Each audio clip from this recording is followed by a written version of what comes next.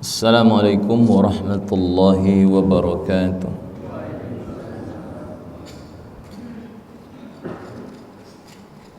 Alhamdulillah wassalatu wassalamu ala Rasulillah wa ala alihi wa ashabihi wa mawala.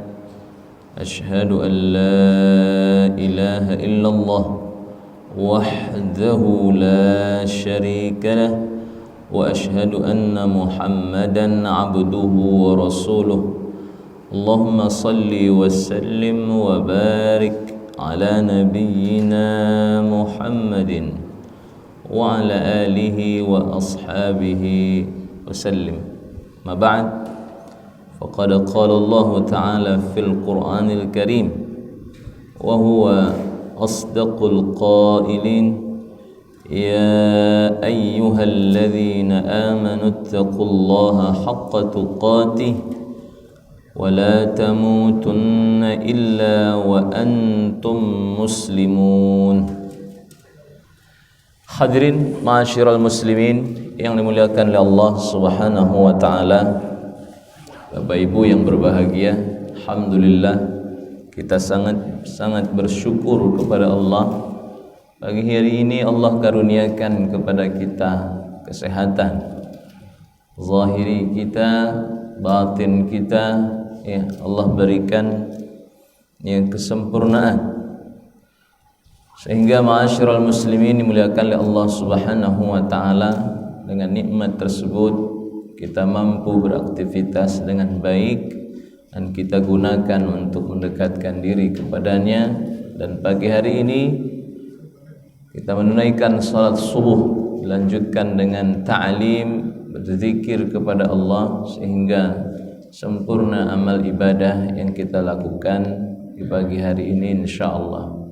Salawat dan salam untuk Nabi Yuna Muhammad sallallahu alaihi wasallam, uswah, qudwah hasanah bagi kita semua fi aqidatihi, dalam akidahnya yang lurus, ibadahnya yang benar, serta akhlak dan budi pekertinya yang luhur. Semoga kita diberikan kemampuan oleh Allah Subhanahu wa taala untuk mengikuti petunjuk yang dibawa oleh Rasulullah sallallahu alaihi wasallam. Di yaumil akhir nanti kita dapatkan syafaatnya dan dikumpulkan dalam surga yang sama dengannya insyaallah. Amin ya rabbal alamin.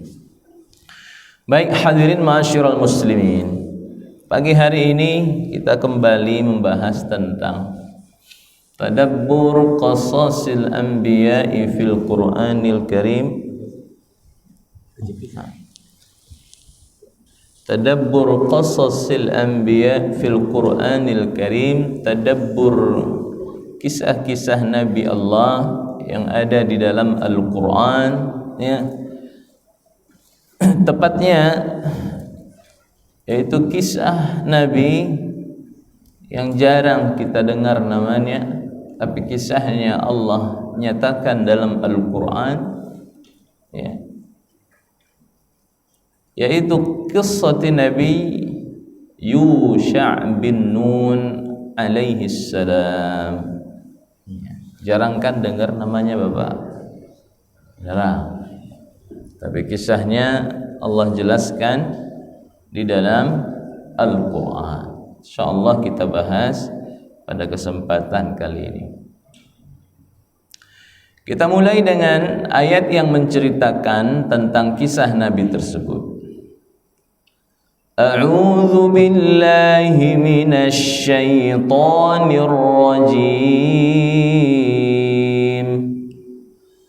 Wa idz qala Musa li fatahu la abrahu hatta ablugha majma'al bahrain حتى أبلغ مجمع البحرين أو أمضي حقبا فلما بلغا مجمع بينهما نسيا حوتهما فاتخذ سبيله في البحر سربا فلما جاوزا قال لفتاه آتنا غداءنا لقد لقينا من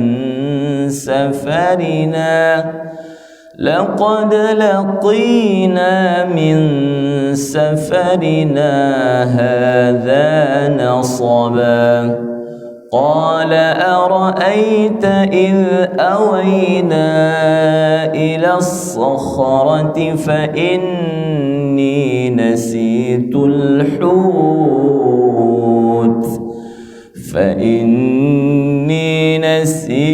الحوت وما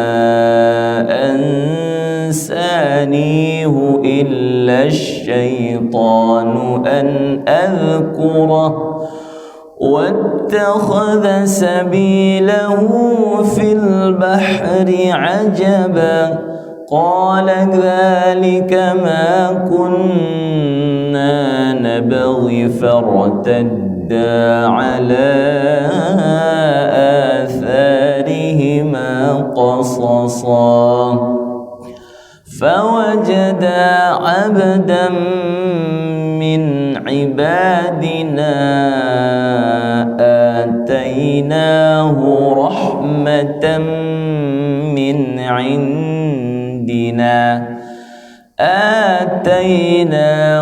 رحمة من عندنا وعلمناه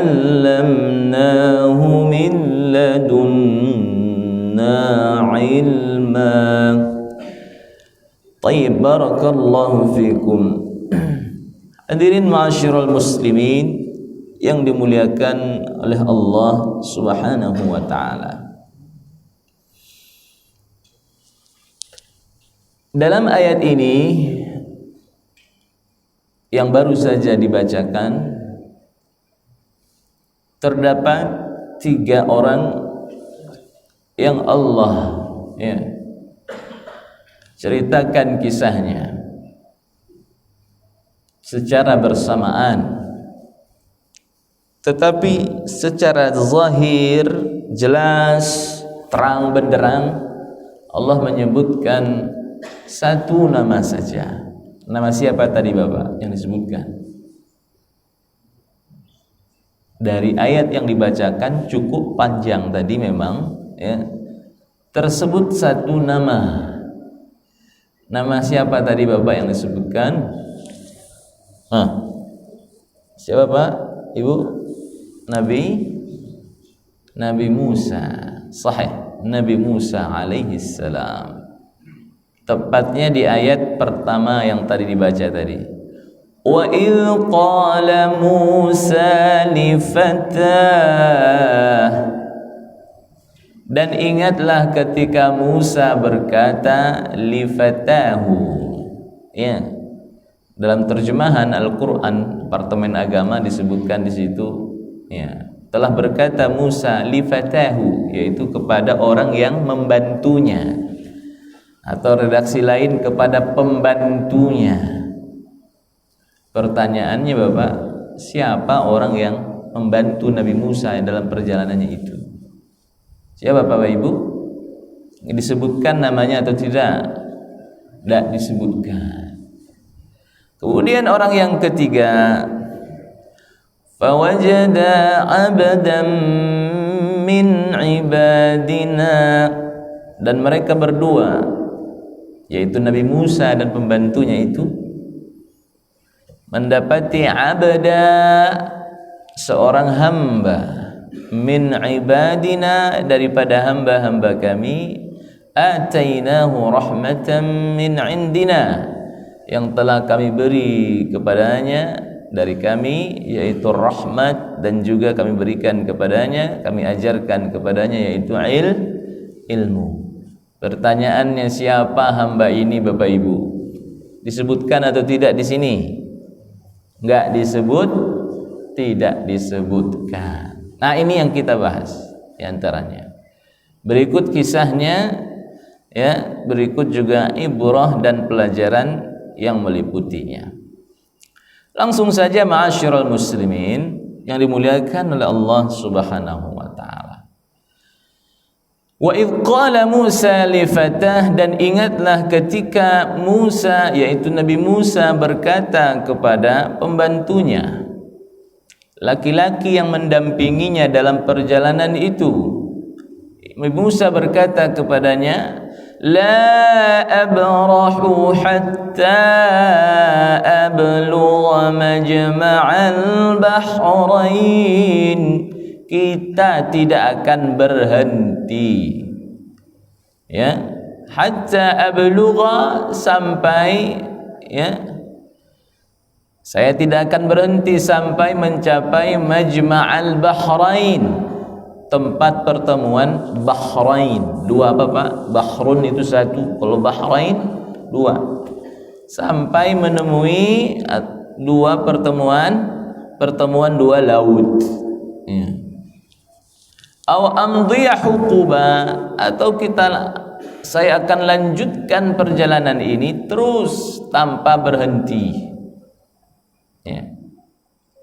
Lalu kemudian falamma balagha majma'a bainihima, lalu kemudian ketika sampai keduanya itu, Nabi Musa dan pembantunya itu, ya, majma'a bainihima, tempat bertemu dua laut itu, nasiya hutahuma, mereka berdua lupa dengan hut, ikan yang dibawa keduanya itu. Ternyata keduanya bawa apa Bapak Ibu? Bawa ikan yang diletakkan dalam wadahnya, tempatnya itu ditenteng, itu dibawa itu ikannya. Fattakhadha sabilahu fil bahri saraba, dan ternyata ikan itu loncat Pak, kabur ikannya. Lompat, kemana lompatnya? Ke dalam laut. Ya. Lalu kemudian falamma jawaza, ketika Nabi Musa dan pembantunya itu melampaui tempat pertemuan dua laut itu, lewat Pak, bablas, ya. Nabi Musa berkata kepada pembantunya itu, atina ghada'ana, ya, berikan kepada kami, maksudnya kepada saya, ya, ghada'ana, ya. Maksudnya yang dimaksudkan ghada'ana di sini ikan itu Pak. Laqad laqina min safarina hadza nasaba, sungguh kita telah lelah dalam perjalanan ini. Maksudnya itu sepertinya ingin menyantap itu, ya. Lalu kemudian qala ara'aita, pembantunya itu berkata, qala ara'aita idh awaina ila as-sakhrati, tidakkah engkau mengetahui, ya, wahai Musa, ketika kita beristirahat mendekat ke batu itu, batu yang besar itu, fa inni nasitu, maka sesungguhnya aku lupa, ya, ikan tersebut, dan tidaklah yang melupakanku itu illa syaitan, kecuali setan, ya. Sehingga setan ini membuatku lupa untuk menyebutkan perihal ini kepadamu wahai Musa. Wattakhadha sabilahu fil bahri ajaba, dan ikan ini loncat ke laut, kabur dia dengan gerakannya itu yang sungguh menakjubkan. Gerakannya sungguh aneh dan menakjubkan. Lalu kemudian Nabi Musa berkata kepada laki-laki itu, qala dzalika ma kunna nabghi. Nah, itu dia. Ini yang kita cari. Ini yang kita inginkan. Maksudnya tempat di mana ikan kabur itu yang kita cari tempatnya. Nah, lalu kemudian keduanya kembali menyusuri ke belakang, ya. menyusuri jalan mereka tadi itu, balik ke belakang, ya, sehingga mereka kembali ke tempat itu dan berhenti di situ. Karena tempat di mana ikan loncat tadi itulah sebenarnya yang mereka tuju. Memang kenapa dengan tempat itu? Nah, ini dia jawabannya. Fawajada 'abdan min 'ibadina, maka keduanya mendapati abda, seorang hamba.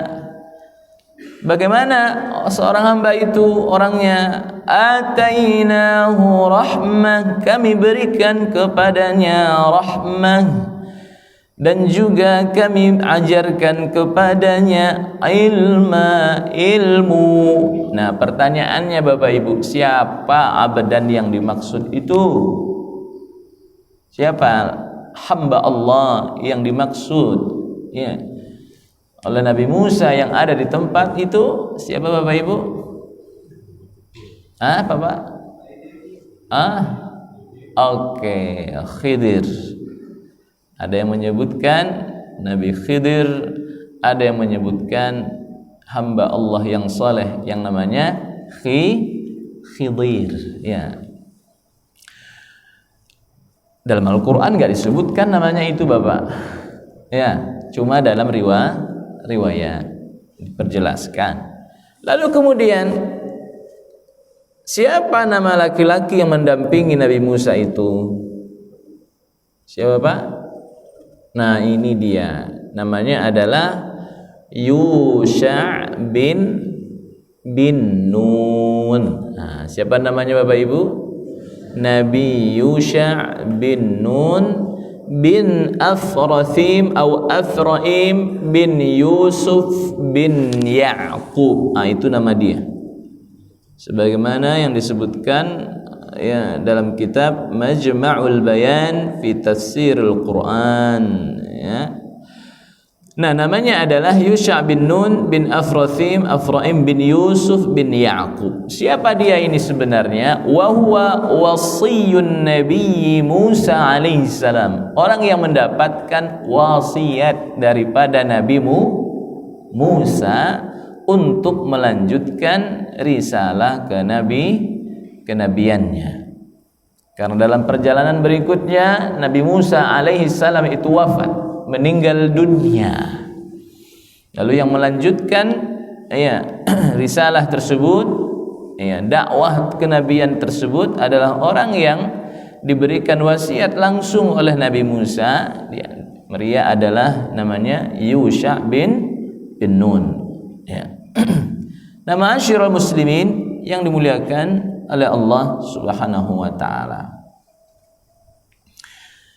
demikian disebutkan dalam Al-Quran perjalanan Nabi Musa dengan Yusha bin Nun, ya, untuk bertemu liliqa'il abdis salih, untuk bertemu dengan seorang hamba Allah yang saleh, ya. Kemudian dalam kisah yang lainnya juga disebutkan bagaimana Yusha bin Nun ini, ya, ma'a rajulin akhar, bersama laki-laki lain, hatha qaumin Nabi Musa, sepeninggal Nabi Musa Bapak Ibu, dia mendakwahi, memotivasi, menyemangati kaumnya Nabi Musa ala dukhuli ardi Filistin, untuk memasuki, ya, Palestina, ya, atau Al-Quds yang kita kenal pada masa sekarang ini. Kedua kisah orang tersebut, Nabi Yusha bin Nun dan pendampingnya itu, ya, ketika memotivasi kaum Nabi Musa untuk memasuki bumi Palestina itu, Allah abadikan juga dalam Al-Quran dalam ayat yang berbunyi, qala rajulani minal ladzina yakhafuna an'ama Allahu alaihim adkhulu alaihimul bab فَإِذَا دَخَلْتُمُوهُ فَإِنَّكُمْ غَالِبُونَ وَعَلَى اللَّهِ فَتَوَكَّلُوا إِن كُنتُم مُّؤْمِنِينَ. Dan disebutkan juga wa qad istakhlafahu nabi Musa, Nabi Musa alaihissalam mengangkat Yusha' bin Nun min ba'dihi, setelahnya, sepeninggalnya, ya, fi Bani Israel, di tengah-tengah Bani Israel. Dan orang inilah yang masuk bersama kaumnya ke bumi, ya, Palestina, atau yang disebut di sini Al-Ardul Muqaddasah, ya.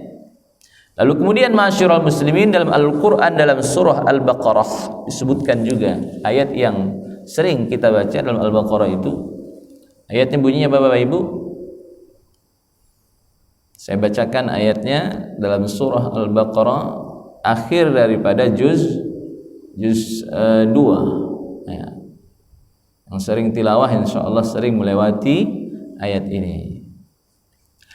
Alam tara ilal mala'i min bani Israil min ba'di Musa idh qalu linabiyyin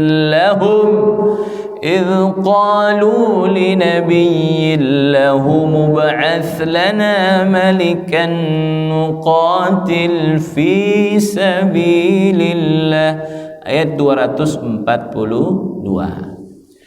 Apa artinya? Ya, tidakkah kau perhatikan para pemuka Bani Israel setelah Musa wafat, ketika mereka berkata kepada seorang nabi mereka. Nah, ini dia. Ketika mereka berkata kepada seorang nabi mereka, para ulama menjelaskan nabi tersebut namanya siapa Bapak Ibu? Yusha' bin Nun tadi itu. Apa kata mereka Bani Israel itu? Angkatlah seorang raja untuk kami. Ya. Niscaya kami berperang di jalan Allah, katanya. Ya, jadi Bani Israel ini baru mau berperang, Pak, di jalan Allah kalau mereka, ya, dipilihkan raja bagi mereka. Lalu Nabi mereka menjawab, oh, jangan-jangan jika diwajibkan atas kalian berperang, kalian tidak akan berperang juga, meski telah diangkat seorang raja. Ya. Ya, aneh-aneh ini Bapak, ya. Tinggal berperang bersama Nabi saja repot, harus diangkat dulu seorang raja, padahal di tengah-tengah mereka sudah ada seorang nabi. Ya, semacam akal-akalan mereka Bapak Ibu, dagelan mereka itu, Bani Israel itu. Lalu mereka jawab Bani Israel ini, loh, mengapa kami tidak akan berperang di jalan Allah, sedangkan kami ini telah terusir dari kampung halaman kami dan dipisahkan dari anak-anak kami. Dan ternyata, tetapi ketika perang itu diwajibkan ke atas mereka, ternyata mereka berpaling. Nah, benar begitu. Ya, mereka berpaling. Ya, yang dikhawatirkan Nabi mereka itu terjadi. Ternyata ketika diwajibkan, ternyata terbukti itu omongan mereka aja. Mereka berpaling, illa, kecuali sedikit saja. Dan Allah Maha mengetahui orang-orang yang zalim. Lalu kemudian permintaan Nabi mereka itu, permintaan Bani Israel kepada Nabi Yusha' bin Nun ini, yang dikabulkan oleh Allah Subhanahu wa ta'ala. Permintaan agar diangkatkan siapa Bapak? Raja tadi itu.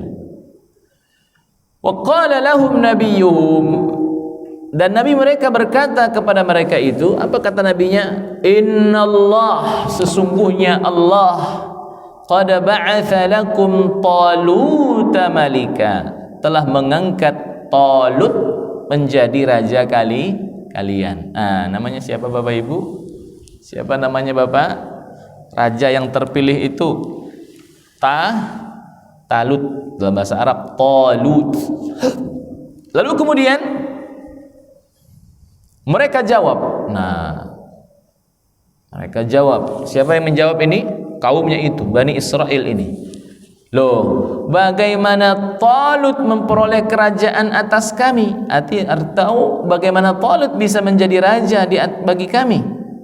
Sedangkan kami ini lebih berhak atas kerajaan itu daripada Talut itu. Nah, aneh nggak Pak? Minta raja, sudah dipilihkan raja, dan kemudian mereka berkata, loh kok bisa-bisanya dia jadi raja? Padahal kami lebih berhak jadi raja. Ya, contohnya Bapak, ya, minta dipilihkan ya, di tempat kita ini seorang pemimpin, datang ke Pak Camat, Pak tolong pilihin Pak satu orang pimpinan yang ditunjuk jadi kepala di komplek kami ini. Dipilihin, dipilihin, lo kok dia Pak? Kami aja lah, kami lebih lebih berhak daripada dia. Nah kalau begitu ngapain minta, kan begitu ya, dari awal sudah dari kalian saja ya, kira-kira modelnya seperti itu. Lalu kemudian bagaimana Talut bisa menjadi raja atas kami, sedangkan kami itu lebih berhak daripadanya, kami lebih berhak menjadi raja daripadanya, dan dia tidak diberi kekayaan yang banyak. Nah ini Pak, Bani Israel itu bilang, dan Talut itu dia itu nggak punya banyak harta, kami lebih banyak harta daripada dia. Lalu Nabi Yusha bin Nun tadi menjawab, apa kata Nabi Yusha? Inna Allah astafahu alaikum wa zadahu bastatan fil ilmi wal jism. Allah telah memilih Talut ini menjadi raja bagi kalian, dan Allah telah memberinya kelebihan ilmu dan kelebihan fisik. Nah, artinya Nabi Yusha menjelaskan Talut ini lebih berilmu daripada kalian dan lebih kuat fisiknya daripada kalian, dan dia lebih layak menjadi raja daripada kalian. Nah, dijelaskan Pak. Seakan-akan di sini penjelasan untuk menjadi seorang pemimpin itu harus punya apa? Apa Pak? Ilmu ya. Dan juga harus punya apa? Fisik yang kuat. Nah. Dan Allah memberikan kerajaannya kepada siapa yang dikehendakinya, dan Allah maha luas dan maha mengetahui. Lalu kemudian dalam ayat berikutnya Nabi Yusha bin Nun berkata kepada kaumnya itu, sesungguhnya tanda kerajaan daripada ya, raja kalian itu ialah datangnya tabut ya, tabutu fihi sakinah kepada kalian, yang di dalamnya terdapat ketenangan dari Rabbmu, dan sisa peninggalan keluarga Musa dan keluarga Harun yang dibawa oleh malaikat. Nah, ini ada penjelasan khusus nanti Bapak Ibu. Panjang nih kalau dijelaskan perihal tabut ini dan seterusnya. Langsung pada ayat berikutnya. Nah, ini di sini dia. Dan ketika akhirnya Talut menjadi raja, menjadi pimpinan perang bagi mereka Bapak Ibu, ya. Ketika Talut membawa bala tentaranya, ia berkata kepada kaumnya itu, Allah akan menguji kalian dengan sebuah sungai ya. Maka barang siapa yang minum dari air sungai itu, dia bukan pengikutku ya. Dan barang siapa yang tidak meminumnya, maka dia adalah pengikutku ya. Maka dia pengikutku kecuali menciduk-ciduk dengan tangannya. Nah, lalu apa yang terjadi? Sudah dibilangin begitu Pak, dalam perjalanan perang nih, lalu bertemu dengan sungai, lalu kemudian ada perintah seperti itu dari pimpinannya, barang siapa nanti, ini ujian nih, barang siapa yang menemui sungai nanti itu, lalu dia meminum air sungai itu, dia bukan pengikutku. Dan barang siapa yang hanya menciduk-ciduk saja nggak meminumnya, dia pengikutku. Sebenarnya Bapak, ini ujian. Allah ingin menyeleksi daripada kaum yang ikut berperang itu, siapa yang betul-betul taat, siapa yang betul-betul punya komitmen, sehingga dari pasukan itu terpilihlah orang-orang yang betul-betul punya komitmen ketaatan kepada pimpinan dan kepada Allah Subhanahu wa taala. Selamat dari orang-orang munafik. Persis seperti perang Uhud sebelumnya, Allah seleksi kaum-kaum itu sehingga yang munafik-munafik itu Pak sudah pulang duluan dia. Ya, dalam perjalanan kan ada pasukan yang mundur kan itu. Nah, mundur ke belakang padahal perang sudah mau dimulai dalam perjalanan itu. Nah, mereka lah orang-orang yang munafik itu. Lalu kemudian ternyata sebagian besar itu meminumnya Bapak Ibu. Diminumnya air itu ya. Kecuali sebagian kecil di antara mereka, sedikit yang enggak minum ya. Lalu ketika Talut dan orang-orang beriman bersamanya menyeberangi sungai itu, ya, mereka yang meminum tadi itu, ya, berkata, kami tidak kuat lagi pada hari ini melawan Jalut dan bala tentara yang besar itu. Nah, ini dia Pak, ketahuan, ya, kami nggak kuat lagi, ya, nggak kuat lagi melawan mereka. Kami sudah lelah, kami sudah capek, apalagi mereka besar, kita sedikit dan kecil. Nah, ini orang-orang munafik nih Pak, begini melemahkan semangat. Lalu apa kata sebagian yang lainnya? Sekelompok yang kecil dan mereka punya keyakinan bahwa mereka akan bertemu dengan Allah Subhanahu wa taala. Apa kata mereka Pak?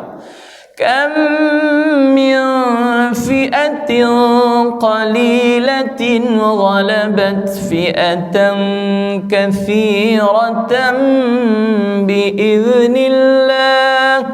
Mereka yang meyakini bahwa mereka akan menemui Allah, mereka berkata, kam min fi'atin qalila, betapa banyak kelompok kecil mengalahkan kelompok yang besar dengan izin Allah Subhanahu wa taala, dan Allah beserta orang-orang yang sabar. Nah, ini menjadi hiburan bagi orang-orang beriman.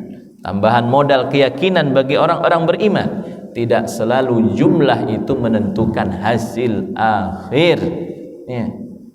Ya. Wallahu ma'as sabirin, dan Allah bersama orang-orang yang sabar. Ya. Selalu nggak Bapak Ibu?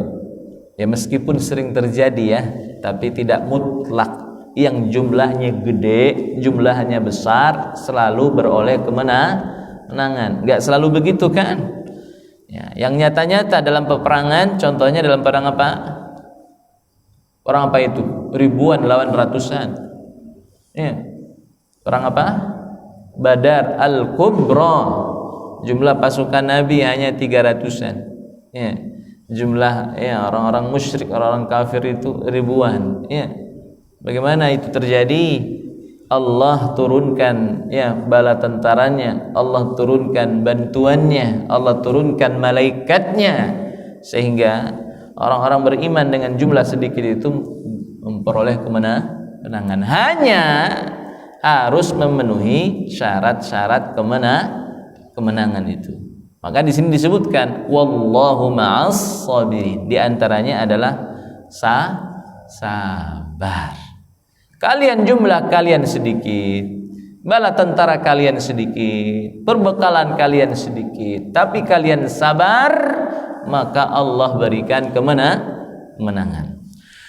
Lalu kemudian dalam ayat berikutnya, dan ketika mereka maju melawan lawannya itu dalam peperangan itu, ya, mereka berdoa ini, orang-orang pilihan tadi itu, pasukan-pasukan yang sudah terseleksi tadi itu, yang munafik-munafiknya itu telah dikeluarkan dari pasukan itu, mereka berkata, mereka berdoa kepada Allah, Rabbana afrigh alaina sabra, ya Rabb kami, afrigh alaina sabra, limpahkan kesabaran kepada kami. Ini doanya nih Bapak Ibu, ya. Wathabbit aqdamana, dan kokohkan langkah kami. Wansurna, dan tolonglah kami 'alal qaumil kafirin, menghadapi orang-orang kafir. Jumlah yang sedikit ketika melawan jumlah yang besar, mereka tawakal, pasrah kepada Allah, mereka berdoa kepada Allah dengan doa ini, ya Rabb kami, limpahkan kesabaran. Nah, sabar kuncinya Bapak Ibu, dan kokohkan langkah kami dan tolong kami menghadapi orang-orang kafir. Maka berikutnya yang terjadi, Allah turunkan kepada mereka bantuannya, Allah menangkan mereka melawan lawannya itu, yaitu orang-orang kafir tadi itu. Tsabbit aqdamana wansurna 'alal qaumil kafirin. Maka disebutkan dalam ayat berikutnya, fahazamuhum biiznillah, dan mereka mengalahkannya dengan izin Allah, padahal jumlahnya sedikit. Ya. Perlengkapan perangnya juga tidak canggih seperti lawannya. Tapi Allah memenangkannya, maka menanglah mereka. Jadi kuncinya yang disebutkan tadi itu beriman, sabar, tawakal, dan pasrah kepada Allah Subhanahu wa ta'ala. Maka pada masa dahulu, ya, orang-orang terbaik pada masanya, panglima perang kaum muslimin pada masanya, contohnya pada masa apa Bapak Ibu? Muhammad Al-Fatih itu. Ya. Ketika mereka ingin berperang, mereka betul-betul menyeleksi pasukannya, Bapak Ibu. Bahkan disebutkan di antara pasukan terpilih itu, siapa yang selama sekian hari tidak meninggalkan apa Bapak Ibu? Salat berjamaah. Yang meninggalkan salat berjamaah mundur, jangan masuk dalam barisan. Sampai kemudian, ya, yang menjadi kriteria pilihannya itu siapa yang selama sekian hari ini, sekian malam, saya lupa bilangannya berapa bulan yang dimaksud itu, tidak meninggalkan sholat malam. Ya. Kemudian terpilihlah beberapa pasukan itu yang enggak meninggalkan keluar. Ya. Dan seterusnya dengan kriteria-kriteria yang sulit-sulit itu, tersisalah beberapa atau sekian pasukan, banyak sih jumlahnya sehingga layak untuk juga berperang, dan mereka inilah yang berangkat berperang bersama pimpinannya, sehingga perang yang rasanya sulit dimenangkan itu, ya, merobohkan, menaklukkan